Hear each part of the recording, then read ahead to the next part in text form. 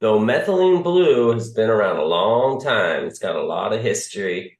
It's making one hell of a comeback. Oh yeah, starting to use it all over again. Dr. Spencer, tell me a little about the history of methylene blue. Like, how did people start using it as a health effect? Because originally it started as a dye, right? So how were they using it originally? Yeah, I mean, it's kind of fascinating because it's fully synthetic.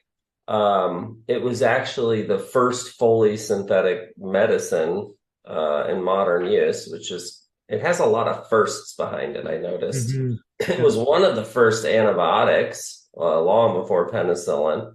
And it was also one of the first antipsychotics. But yeah, it started out as a chemical dye, which is why I wore my blue shirt today. So clever. Um, it because it does stain organic like cotton wool cells this beautiful bright blue, which was quite vibrant in 1876, and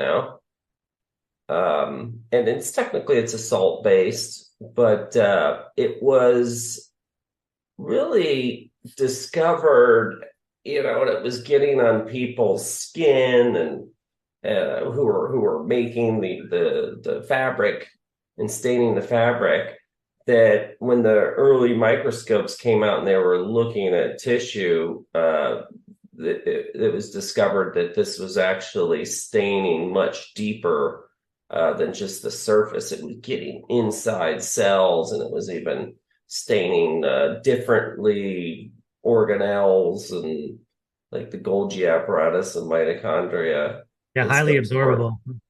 Yeah, its penetration is makes it unusual. Its synthetic nature makes it very unusual. I think one of the most fantastic things it's still commonly used for is the reversal of acute cyanide poisoning and carbon Yeah. monoxide. Those are thought to be irreversible, Yeah. and most people die if they don't get that treatment.